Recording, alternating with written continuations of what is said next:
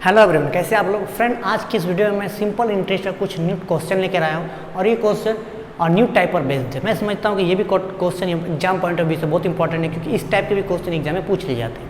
तो मैंने simple interest का जो बेसिक कंसेप्ट था उससे मैंने पहले वीडियो में कवर कर चुका हूँ। अगर आप न्यू व्यूअर है तो पहले आप वो वीडियो को देखें। अगर आपकी सिंपल इंटरेस्ट में थोड़ी सी कॉन्सेप्ट है तो हम डायरेक्ट क्वेश्चन पे आते हैं। मैं समझता हूँ कि ये क्वेश्चन आपको समझ में आएंगे। तो आइए स्टार्ट करते हैं। हमारा आज का पहला क्वेश्चन है, किस वार्षिक ब्याज की दर से 10 वर्ष में एक राशि पर साधारण ब्याज उसका 2/5 होगा। तो वो क्या पूछा है, आपसे दर निकालने के लिए बोला गया है। एक राशि पर साधारण ब्याज उसका 2/5 हो जाता है। तो क्वेश्चन क्या दिया है आपको, 2/5 साधारण ब्याज उसका 2/5 हो जाता है कि नहीं, कि ऊपर वाला हमारा इंटरेस्ट हो जाएगा, नीचे वाला हमेशा प्रिंसिपल रहता है। लेकिन किसी किसी केस में ऊपर वाला अमाउंट भी होता है। तो इस केस में इंटरेस्ट है। तो आपसे पूछा क्या कि इंटरेस्ट कितना है 2, अमाउंट कितना है 5। तो आपको क्या निकल जाएगा, आपसे पूछा है ब्याज की दर बताइए। इंटरेस्ट कितना है 2, प्रिंसिपल कितना है 5। तो साधारण ब्याज का जो हमारा जो साधारण ब्याज निकलेगा परसेंट में, उसको निकालने के लिए आप 100 से क्या करो, गुना कर दो। 5 से काटोगे कितना बार में, 2 बार में, यहाँ गया 0। और 20 को 2 से गुना करोगे 40% हमारा क्या निकल गया, सिंपल इंटरेस्ट का जो रेट है वो कितना है, 40% है 2/5 के अनुसार। क्वेश्चन है, किस वार्षिक ब्याज की दर से 10 वर्ष में एक राशि पर साधारण ब्याज उसका 2/5 हो जाता है। तो 2/5 नीचे वाला प्रिंसिपल, ऊपर वाला इंटरेस्ट। हमारा इंटरेस्ट है 2 और अमाउंट है, सॉरी प्रिंसिपल है 5। इसको जब आप परसेंट में निकालोगे तो 100 से गुना करोगे और जो हमारा निकल के आया 40%, वो क्या निकल के आया, रेट ऑफ इंटरेस्ट। तो मैं समझता हूँ ये क्वेश्चन आपको काफ़ी आसानी से समझ में आ गया होगा। दूसरा क्वेश्चन लेते हैं, कोई धनराशि का साधारण ब्याज मूलधन का 1/16 है तथा वर्षों की संख्या तथा ब्याज की दर बराबर है, तो वार्षिक ब्याज की दर ज्ञात करें। इससे पहले मैं आपको बता दूं कि जो हमारा सिंपल इंटरेस्ट होता है वो हमेशा रेट गुना टाइम के बराबर होता है। सपोज आपको 1000 रुपये कोई आपको उधार देता है और 10% की दर से देता है, और 2 वर्षों में आपसे पूछा जाएगा कि इंटरेस्ट कितना होगा। तो 1 वर्ष में 10% और 2 वर्ष में कितना हो जाएगा, 20%। तो रेट 10% और टाइम 2, यानी कि रेट को जब टाइम से गुना करोगे तो आपका क्या आएगा, सिंपल इंटरेस्ट निकल कर आएगा। आप ब्याज बराबर मूलधन गुना समय गुना दर बटा 100 करने नहीं जाओगे। तो देखिए, अगर बोल दिया जाए कि रेट और समय बराबर है तो आप लिख सकते हो R गुना R, या आप लिख सकते हो T गुना T। जब आपको T निकालने के लिए बोले तो आप दोनों को T गुना T लिख दो, और जब R निकालने के लिए बोला जाएगा तो R गुना R लिख दो। यही कॉन्सेप्ट इस क्वेश्चन पर लागू होगा। कोई धनराशि का साधारण ब्याज मूलधन का 1/16 हो जाता है, 1/16 हो जाता है, नीचे वाला प्रिंसिपल ऊपर वाला इंटरेस्ट। ठीक है, क्यों, क्योंकि ये ब्याज का बोल रहा है। तथा वर्षों की संख्या तथा ब्याज की दर बराबर है, दोनों बराबर है, वर्ष भी बराबर और रेट भी बराबर है। तो आपको निकालना क्या है, लाइट चली गई 1 मिनट।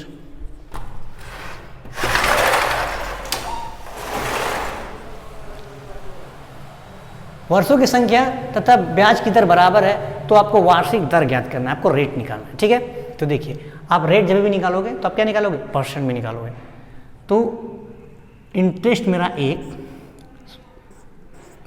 प्रिंसिपल मेरा 16। जब इसका आप रेट ऑफ इंटरेस्ट निकालोगे तो 100 से आप क्या करोगे, मल्टीप्लाई करोगे, तो क्या हो जाएगा हमारा 100/16%। ये क्या आ गया हमारा सिंपल इंटरेस्ट, कितना क्या, रेट ऑफ इंटरेस्ट 100/16। अब बोल रहा है आपको निकालना क्या है, आपको निकालना है दर। तो अभी मैंने बताया जो सिंपल इंटरेस्ट होता है किसके बराबर होता है, रेट गुना टाइम के बराबर। अब यहाँ दिया है आपको दर निकालने के लिए, तो आप R बराबर T है तो हम T के जगह में R पुट कर सकते हैं, बिल्कुल कर सकते हैं, यानी कि R गुना R बराबर R²। और इसी का मान सिंपल इंटरेस्ट हम क्या निकाले, 100/16। स्क्वायर उधर जाएगा तो रूट में बदल जाएगा, और 100 को जब रूट से बाहर निकालोगे तो आप क्या निकलेगा, R बराबर, यहाँ नहीं दिख रहा होगा आपको, ये क्या हो जाएगा, इस पर रूट हो जाएगा, और इसका बाहर निकलने का मान क्या होगा, 10/4। 10/4 को आप 2 सही 1/2% भी लिख सकते हो। तो हमारा जो रेट ऑफ इंटरेस्ट निकल कर आया है वो कितना आया, 2.5%, या आप बोल सकते हो 2.5%। मैं समझता हूँ ये भी क्वेश्चन आपको काफ़ी आसानी से समझ में आ गया होगा। हम लोग लेते हैं नेक्स्ट क्वेश्चन। जो हमारा नेक्स्ट क्वेश्चन है वो है एक निश्चित धनराशि साधारण ब्याज पर स्वयं का 29/25 गुना हो जाता है यदि समय और ब्याज की दर समान हो। समय और ब्याज की दर समान हो तो ब्याज की दर निकालना है, फिर से आपको दर ही निकालना है।